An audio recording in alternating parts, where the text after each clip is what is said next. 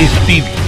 सच सबसे आगे। दोस्तों, मैं स्वास्थ्य मामलों का जानकार नहीं हूं और मुझे मालूम है कि आपको चारों तरफ से कोरोना से संबंधित सूचनाएं और अफवाह दोनों प्राप्त हो रही हैं। उस भंडार में मैं कुछ नया जोड़ने के लिए नहीं आया हूं, लेकिन कुछ ऐसी जरूरी बातें हैं जिस पे हमको बेहद गौर फरमाने की जरूरत है। सबसे पहली बात तो यह है कि सरकार ने जो अपील किया है कि लॉकडाउन को पूरे तरीके से लागू किया जाए, सरकार के इन दिशा निर्देशों का और स्वास्थ्य मामलों के जानकार जो लोग हैं उनके बताए उपायों और सुझावों को लागू करने की जरूरत है। और सरकार से हमारा अपील यह है कि लॉकडाउन का नियम तभी लागू हो पाएगा, लॉकडाउन तभी सफल हो पाएगा जब सरकार इस बात का ख्याल रखे कि लोगों तक उनकी जो जरूरत की चीजें हैं, जो बुनियादी जरूरत की चीजें हैं, वो लगातार पहुंचती रहे। यह सूचना बार बार उनके बीच में प्रसारित किया जाए कि आप चिंता ना करें, आप अपने घरों में बैठें और आपकी जरूरत की चीजें आप तक सरकार द्वारा पहुंचाई जाएगी और उसको पहुंचाने की व्यवस्था की जाएगी। दूसरी जो सबसे जरूरी बात है कि यह पूरी की पूरी लड़ाई जो स्वास्थ्य कर्मी हैं, जो स्वास्थ्य सेवा से जुड़े हुए लोग हैं, उनके सहयोग और उनके हिम्मत से ही संभव है। और वो तमाम लोग 18-18 घंटा काम करके इस जिम्मेवारी को निभा रहे हैं। लेकिन यह खबर आ रही है कि कई जगह उनके पास जरूरी उपकरण भी नहीं है, उनके पास सुरक्षा के उपकरणों की भारी कमी है। सरकार से यह आग्रह है कि जरूरत के जो सुरक्षा उपकरण हैं उनको वो उपलब्ध कराए। और कई जगह पे यह दुखद घटना देखने को मिली है कि जो लोग स्वास्थ्य सेवाओं से जुड़े हुए हैं और आपातकालीन सेवाओं से जुड़े हुए लोग हैं, उनके साथ मोहल्लों में, कॉलोनियों में और कई मकान मालिकों के द्वारा बुरा बर्ताव किया गया।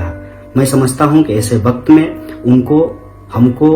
प्यार देना चाहिए, सम्मान देना चाहिए। जो देश को बचाने की कोशिश कर रहे हैं उन तमाम स्वास्थ्य कर्मियों को, डॉक्टरों को और आपातकाल की सेवा में लगे हुए लोगों को सलाम करना चाहिए। और तीसरी बात कि व्हाट्सएप यूनिवर्सिटी बहुत पहले से ही वर्क फ्रॉम होम कर रही है और तमाम तरह की गलत सूचनाएं, टोना टोटके, अफवाह ये लोगों तक पहुंचाया जा रहा है। इसीलिए आज जब विपरीत परिस्थिति में हमको और आपको वर्क फ्रॉम होम करना पड़ रहा है, हम इस बात को एक नियम बना लें कि कम से कम दिन में एक बार हम इस बात को चेक करेंगे कि हमारे घर के बच्चे और बुजुर्ग के पास कोई ऐसी सूचना तो नहीं पहुंच रही है, कोई ऐसा उपाय तो उनको नहीं बताया जा रहा है जिससे कोरोना से लड़ने के नाम पर वो किसी और बीमारी के शिकार हो जाएं। जब कोरोना से हम लड़ रहे हैं, इसका यह मतलब नहीं है कि और सारी बीमारियां हमको नहीं हो सकती है। और अगर कोई बीमारी हम तमाम लोगों को होता है, इससे स्वास्थ्य सेवा के ऊपर भार बढ़ेगा।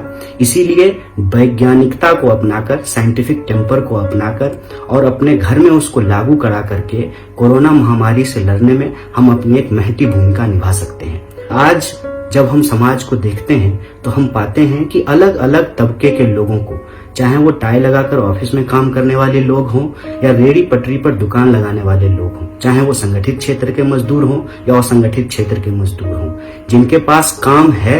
उनका काम जाने की चिंता है और जिनके पास काम नहीं है वो बेरोजगारी की चिंता से, उसके तनाव से ग्रसित है। ऐसी परिस्थिति में बतौर व्यक्ति, बतौर सामाजिक प्राणी हमारी यह जिम्मेवारी बनती है कि हम लगातार अपने जानने वाले लोगों से बात करते रहें, क्योंकि सामूहिक तनाव एक विकराल रूप इस देश में धारण करता जा रहा है। और फोन से बात करने से, मोबाइल से बात करने से कोरोना नहीं होता है। हम यह अंदाजा न लगाएं कि अगर हमारा दोस्त इंस्टाग्राम पे हंसता हुआ फोटो डाल रहा है तो उसके जीवन में कोई समस्या नहीं है। खास करके उन लोगों से हम लगातार बात करें जो तनावग्रस्त हैं विभिन्न कारणों से,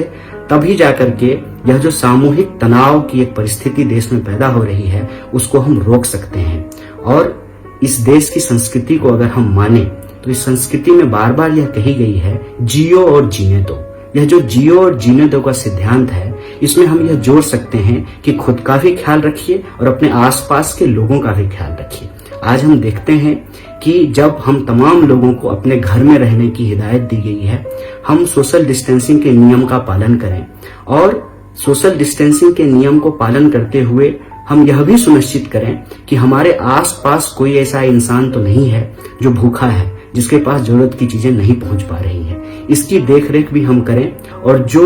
हेल्पलाइन नंबर जारी किया गया है उसका इस्तेमाल करके, जो सरकार के द्वारा सहायता उपलब्ध कराने की कोशिश की जा रही है, उन संसाधनों का इस्तेमाल करके हम ख्याल रखें कि हमारी सोसाइटी में जो रहने वाले गार्ड हैं उनके पास खाना पहुंच रहा है कि नहीं पहुंच रहा है, हमारे घरों में जो काम करने वाले लोग हैं उनके घर पर राशन पानी है कि नहीं है। अपने इर्द गिर्द के लोगों का ख्याल रखना इस महामारी के दौर में भी हमारी एक महत्वपूर्ण जिम्मेवारी है। अलग अलग मीडिया चैनलों से यह खबर बार बार आ रही है कि लॉकडाउन की घोषणा के बाद खास करके जो गरीब तबके के लोग हैं, जो मजदूर हैं, उनके बीच में एक पैनिक सिचुएशन क्रिएट हुआ है। जो जहां पर हैं वो किसी भी तरह से अपना घर परिवार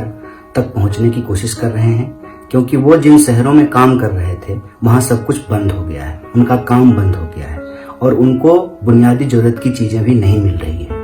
और तमाम जो यातायात के साधन है वो भी बंद कर दिए गए हैं। यह खबर देखने को मिली है कि लोग सैकड़ों किलोमीटर पैदल चल के अपना घर पहुंचने की कोशिश कर रहे हैं। रास्ते में उनको खाना नहीं मिल रहा है, छोटे छोटे बच्चे हैं जिनको खाने को नहीं मिल रहा है। उनका यह मानना है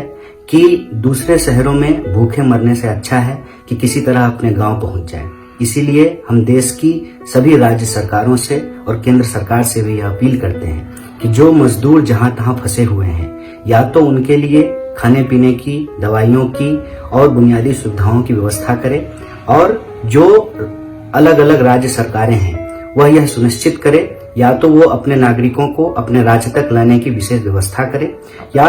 उनके नागरिक जहां फंसे हुए हैं वहीं उनको सुरक्षा और बुनियादी सुविधाएं मुहैया कराया जाए। इस पूरी की पूरी लड़ाई में कोई भी इंसान, चाहे वह किसी भी तबके का हो, चाहे वो अमीर हो या गरीब हो, हमें किसी भी तरीके का कोई भेदभाव नहीं करना चाहिए और तमाम लोगों के जान माल की सुरक्षा, हर इंसान की जो बुनियादी जरूरत है उसको बराबर ध्यान में रखना चाहिए। तभी हम इस महामारी से अपनी लड़ाई को बेहतर तरीके से जीत पाएंगे। और सबसे आखिरी बात जो मैं सरकार से अपील करना चाहता हूँ, तमाम तरह की आलोचना अपनी जगह पे है। महामारी को रोकने से पहले सरकार को क्या करना चाहिए था और सरकार ने क्या नहीं किया, इस पर चर्चा बाद में होती रहेगी, इस पे सवाल उठाए जाते रहेंगे। लेकिन आज जब पूरा देश कोरोना महामारी से लड़ रहा है तो हम सरकार से आग्रह करते हैं कि घर पर रहने के दिशा निर्देशों का पालन करते हुए, सोशल डिस्टेंसिंग के नियम को मानते हुए,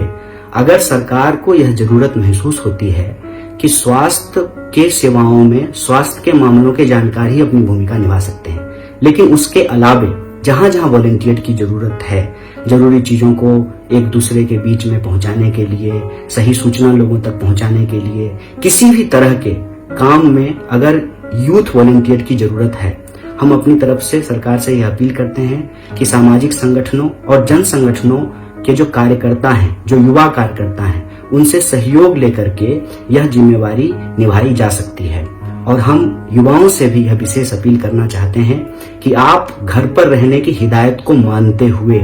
अपने जो लोकल प्रशासन है उसके संपर्क में रहें, अपने पंचायत के लोगों के संपर्क में रहें, जो भी सरकारी तंत्र कोरोना महामारी से लड़ने के लिए उपलब्ध है उन तमाम लोगों के संपर्क में रहें और प्रशासन के कहने पर ही अब वॉलंटियर के रूप में अपनी भूमिका निभाने के लिए हमेशा तैयार रहें, तत्पर रहें। और याद रखें, जब तक प्रशासन ना कहे तब तक अपने घर पर बने रहना और अपने आसपास के लोगों का ख्याल करना, फोन के द्वारा अपने परिचितों और जानकारों का कुशल क्षेम पूछना और इन तमाम तरह की कोशिशों को एक साझी लड़ाई का रूप देकर के ही हम कोरोना महामारी से लड़ सकते हैं और कोरोना महामारी को हरा सकते हैं। बहुत बहुत धन्यवाद, बहुत बहुत शुक्रिया। लाइव टीवी, सच सबसे आगे।